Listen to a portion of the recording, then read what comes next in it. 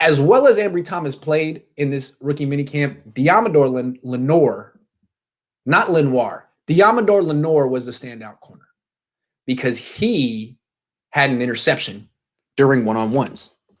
He intercepted a pass intended for Austin Watkins. Now, this was thrown by Trey Lance, but I never hold interceptions against the quarterback in one-on-ones. That's kind of its own thing between the wide receivers and people covering them. I track interceptions in team drills, 7-on-11, 11-on-11. So, but anyway, Lance threw it. Deommodore intercepted it. He was all over Austin Watkins.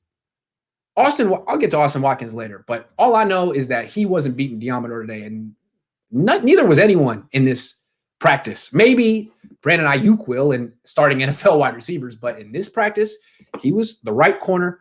Ambry Thomas was the left, and Trey Lance was constantly looking off those reads, constantly, looking right, looking left, and then going to read number 2, and then eventually checking down to the running back.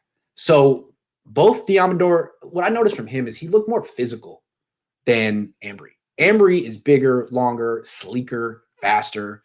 But Deommodore was right in that guy's hip pocket, very physical, very obnoxious, looked pretty good. These guys all passed their first test, was look good in a rookie minicamp, please. Look like you belong. I don't remember what Solomon Thomas looked like in his rookie minicamp, but the guy never looked good at all, ever. So I'm thinking he didn't. Thing about it, he might not have been there because of the quarter system. Anyway, there are some bad. I remember AJ Jenkins early on. You could tell he sucked because he kept falling down. Even before he would get to like the competitive portions, he'd just go through warm-ups. He'd be slipping and falling. It's like, yeah, you're not an NFL athlete. I mean, nothing against people who slip and fall, but NFL athletes usually can make it through a practice on their feet unless someone takes them out entirely. So Deommodore looked definitely like he fit the part. And it was interesting. They didn't have him in the nickel, in the slot. They had him outside.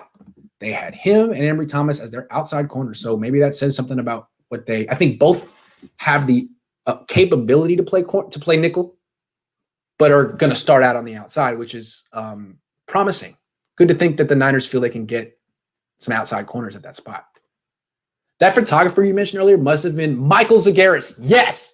Shutterberg Supreme since the Walsh era, legend of the lens for the Niners. Yes, it was him, Michael Zagaris. He's a legend. He was watching the play, and he almost fell over. He was like, wow. And it was interesting to see someone who's that, not old, but experienced, who's been at all of these practices, seen Joe Montana, Roger Craig, Jerry Rice, real great players, real great plays, be there at a rookie mini camp in May and just fall over like with genuine excitement. He was genuinely impressed by Trey Sermon. Michael Zagaris. I thought it was pretty cool.